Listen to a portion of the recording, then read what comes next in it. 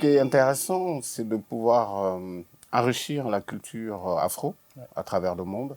C'est de développer aussi un concept novateur qui est le Bifal Dream, qui est le rêve des couleurs.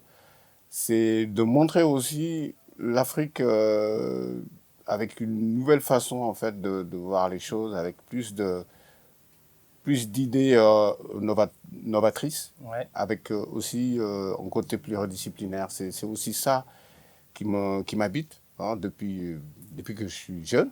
Hein, j'ai toujours essayé de faire en sorte que l'originalité soit au rendez-vous. Au rendez-vous, et puis que ça soit aussi un moyen en fait aussi de développer les choses tout autour de moi, à la fois humainement et artistiquement. Super. Et on te voit en tant que styliste, généralement, parce qu'on suit tes défilés et tout ça, mais dans le fond, tu n'es pas que styliste. Parce que comme ce que tu viens de présenter tout à l'heure, tu fais du stylisme, tu fais de la musique, tu fais... tu as plusieurs codes à ton art. Et comment tu arrives à gérer tout ça? Non, mais c'est que, tu vois, pour moi, il n'y a pas de frontière.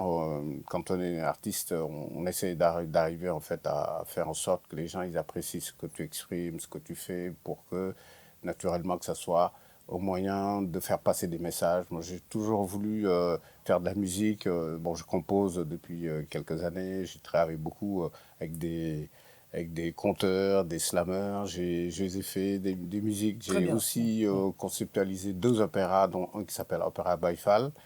Et l'autre, c'est le slam opéra, d'où sont sortis d'ailleurs les Grands Corps Malades, John Banzai qu'on vient de voir passer, Suleiman Diamanka, tous ces grands slammers parisiens, Négus et j'en passe. Donc ce qui m'intéresse, c'est de pouvoir donner une ouverture aux jeunes, aux gens qui ont des choses à dire, à exprimer, et de surtout, en fait, d'amener encore à ce que le milieu de l'art soit riche, riche et en même temps qu'elle puisse aussi avoir le côté, j'allais dire, plus universaliste en fait, dans la façon de voir les choses. Faut aller au-delà de ce qu'on pense, et puis surtout d'amener en fait à ce que l'Afrique elle soit appréciée dans tous les sens. Bah, écoute, en tout cas, ça me permet d'introduire ma deuxième question. Effectivement, c'est de savoir comment penses-tu qu'on puisse valoriser la culture afro à travers tes créations? Bah, c'est d'abord en parler, c'est d'abord aussi de porter ce que nous faisons. Parce que c'est vrai que les créateurs africains, il y a de plus en plus des talentueux, il faut le dire. L'Afrique était à la mode, est à la mode et sera toujours à la mode. Bien sûr. Moi, je suis pas dans la mode, je suis un développeur. Je mets à la limite, afin que la mode elle soit riche, mais je suis plus un créateur. Je suis plus un concepteur. J'essaie en fait de faire une idée qui ramène à ce que quand on porte quelques vêtements de Mike Silla quelque part dans le monde, qu'on sent que voilà, qu'on porte l'Afrique d'une manière contemporaine et surtout, j'ai toujours dit, avant-gardiste. Qu'on y sent vraiment quelque chose de fort dans le message. Bah, écoute, en tout cas, nous, à Abidjan Groove, on est vraiment content de te rencontrer aujourd'hui. Oui, mais je sais que de toute façon, moi j'allais te demander, mais comment d'ailleurs à Abidjan Groove, vous allez quand même vous y mettre pour valoriser la culture afro dans le monde, parce que c'est ça qui est important. Super, en tout cas c'est une très bonne question, merci à toi de nous la poser, parce que en fait ce qu'il faut noter c'est qu'Abidjan Groove, en fait on est une nouvelle plateforme culturelle. Notre objectif, il est très simple. Notre objectif, c'est de présenter la culture afro dans toute sa positivité.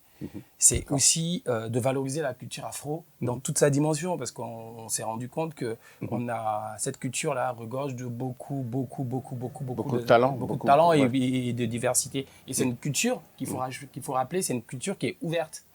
Et donc nous, notre approche, elle est là. C'est rencontrer des gens comme vous, mettre ces personnes-là en avant, d'accord, à travers leur création, à travers leur créativité.